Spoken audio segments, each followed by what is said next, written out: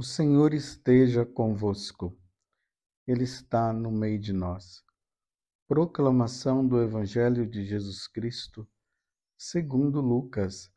Glória a vós, Senhor.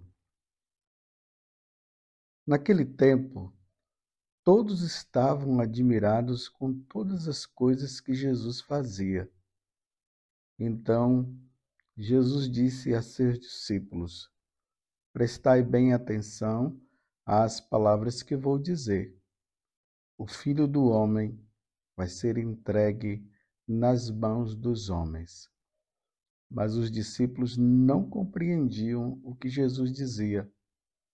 O sentido lhes ficava escondido, de modo que não podiam entender. E eles tinham medo de fazer perguntas sobre o assunto. Palavra da salvação. Glória a vós, Senhor. Meus irmãos e minhas irmãs, mais uma vez, Jesus passa a falar para os discípulos o que vai acontecer com ele. O Filho do Homem vai ser entregue nas mãos dos homens.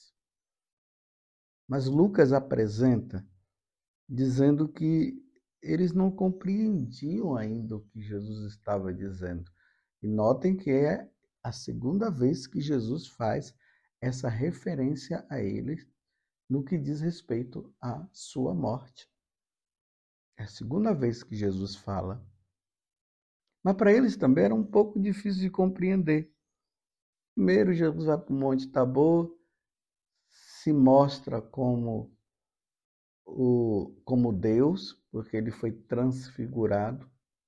Depois ele liberta, expulsa o demônio daquele homem, daquele jovem. E agora ele começa a dizer que ele vai ser entregue nas mãos dos homens. Jesus estava no ápice da fama diante da vida dele, desse ministério dele de pregador, e a pregação era unida muitas vezes a uma cura que ele fazia, a libertação.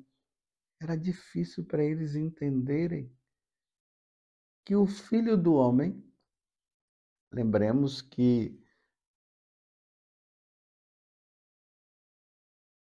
então, do Filho do Homem, o Filho do Homem é aquele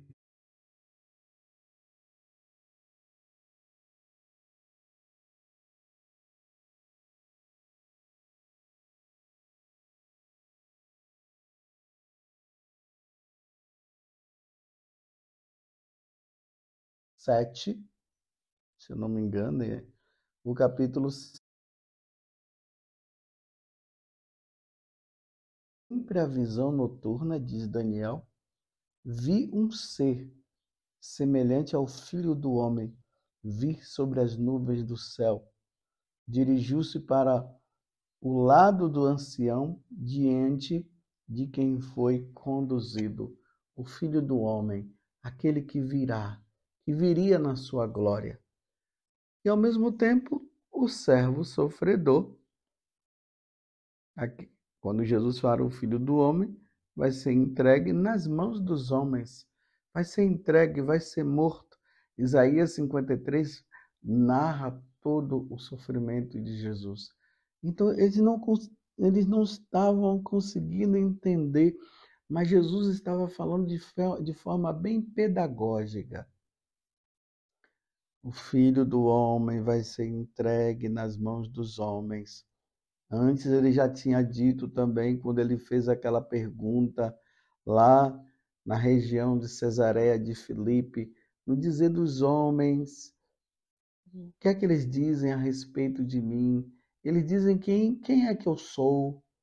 Uns dizem que é Elias, outros dizem que é os profetas e tudo. E Jesus perguntou, e vós, quem dizeis que eu sou? Aí Pedro respondeu, tu és o Cristo, Filho do Deus vivo. No entanto, agora, Jesus relembra de novo. Nesse momento em que a fama dele está grande, ele vai e diz: o Filho do Homem vai ser entregue nas mãos dos homens. Mas os discípulos não compreendiam o que Jesus dizia. Eles só vão compreender depois que Jesus passa por toda esta tribulação, depois que Jesus morre na cruz e depois que ele ressuscita. Mas mesmo assim, depois da morte de Jesus, ainda era incompreensível para eles. Lembremos lá o capítulo 24 do Evangelho de São Lucas, quando se faz a narração dos discípulos de Emaús, que ele vem ali muito entristecido, os dois, e Jesus aparece e faz como se nada estivesse acontecendo, e eles ainda acham que Jesus estava fora da situação que estava acontecendo em Jerusalém. Eles fazem aquela referência dizendo assim: mas você é o único em Jerusalém que não sabe dos fatos? Jesus, aquele homem, aquele mestre, aquele homem grande que foi morto. Você não está sabendo? Aí Jesus continua conversando e dizendo para eles: vocês não sabiam que era necessário que o Filho do Homem passasse por todo o sofrimento, tentando fazer com que eles relembrassem, primeiro, o que já estava escrito no Antigo Testamento. Uma das passagens referentes ao sofrimento de Jesus está em Isaías, capítulo 53. E também referente ao que ele já havia falado. Então, quando Jesus fala o que nós acabamos de ouvir, prestai bem atenção às palavras que vou dizer: o Filho do Homem vai ser entregue nas mãos dos homens. Jesus estava falando para os discípulos. E os discípulos de Emaús, eles ouviram também. Senão Jesus não ia fazer essa referência a eles, dizendo, né, vocês não sabiam que eu já tinha falado sobre esse assunto?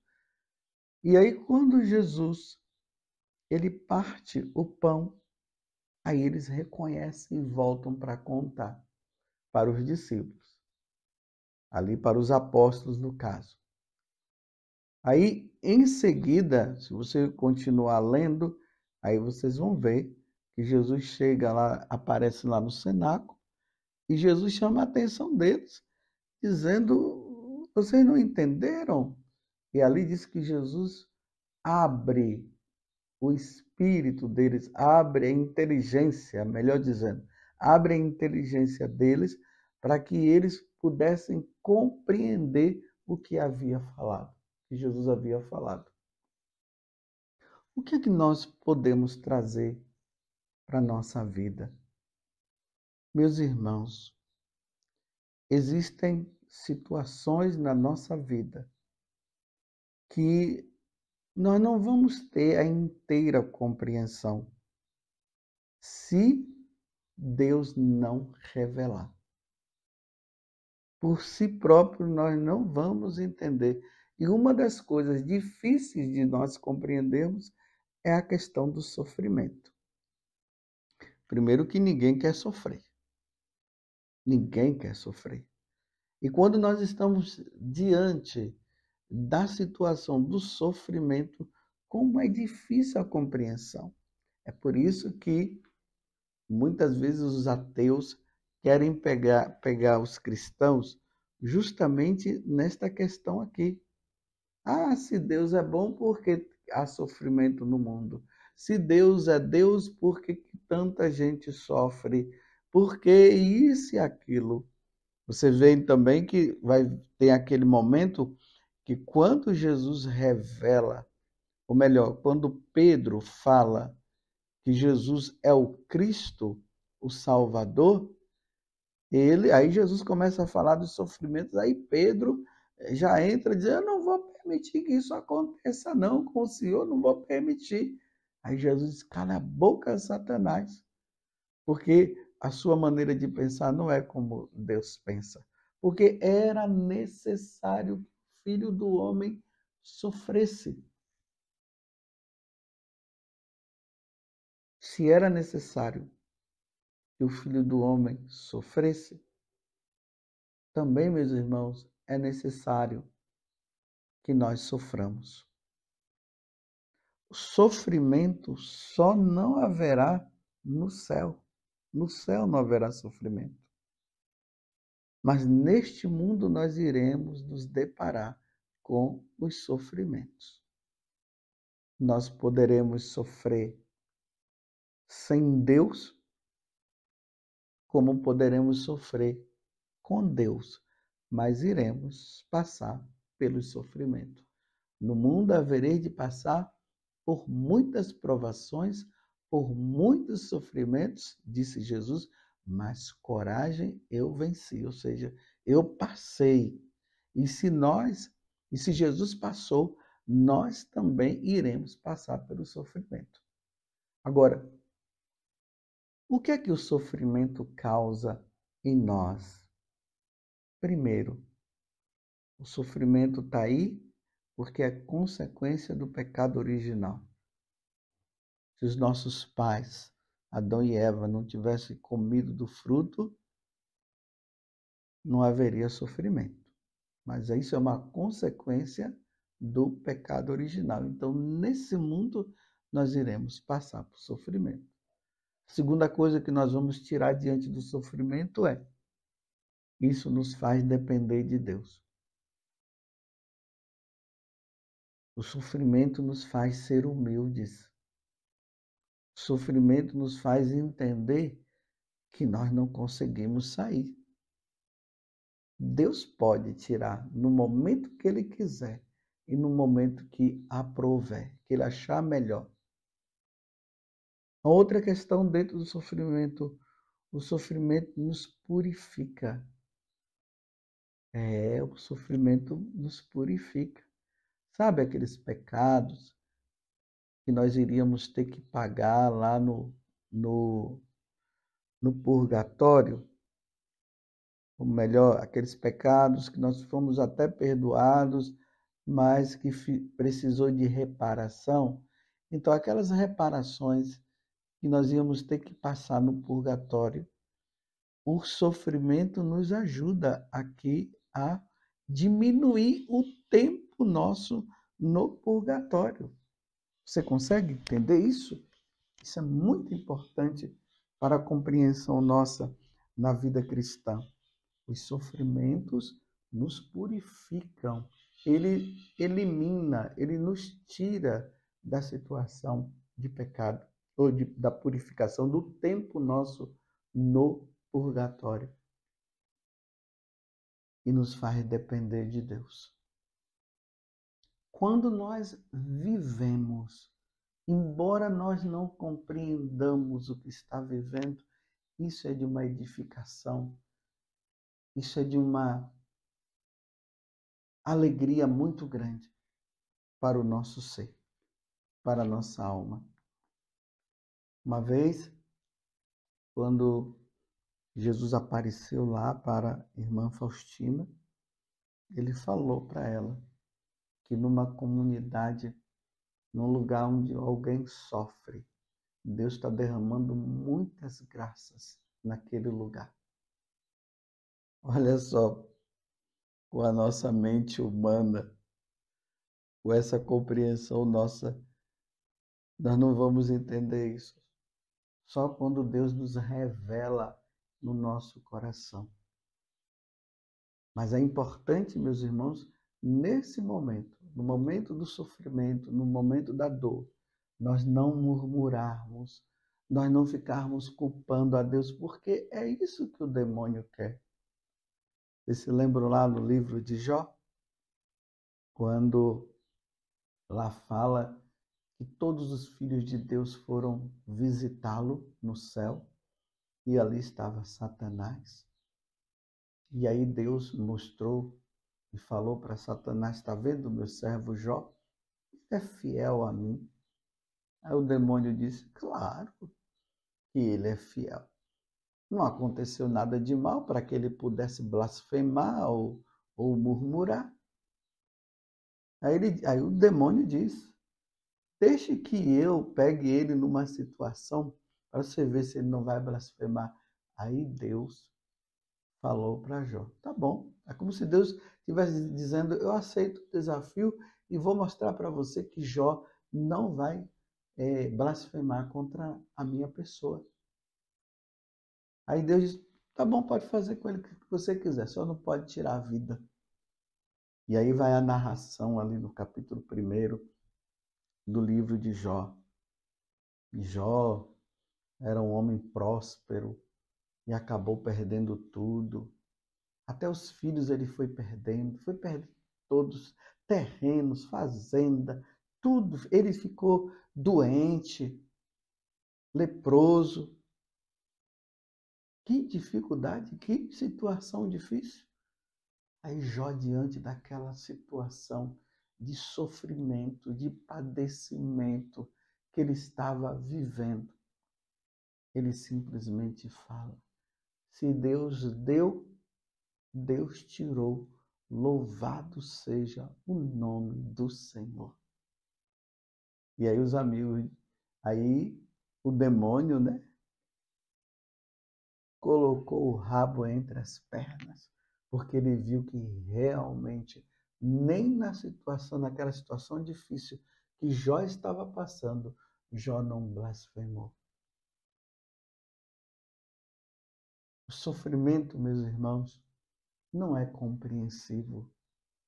Mesmo que eu esteja falando aqui para você, não é compreensível. Mas diante do sofrimento, a nossa atitude deverá ser sempre aquela atitude de quem se submete a Deus. Jesus foi assim. Diante do sofrimento, Jesus se submeteu. E lá no livro de Isaías 53 diz: ele foi levado como um cordeiro mudo ao matadouro. Ele não ficou brigando, blasfemando, não. Ele foi. Ele se submeteu, ele se entregou, porque também era necessário que ele passasse por tudo aquilo para nos salvar, para nos redimir. Então ele foi, se entregou. Diante dos sofrimentos, nós devemos pedir a Deus.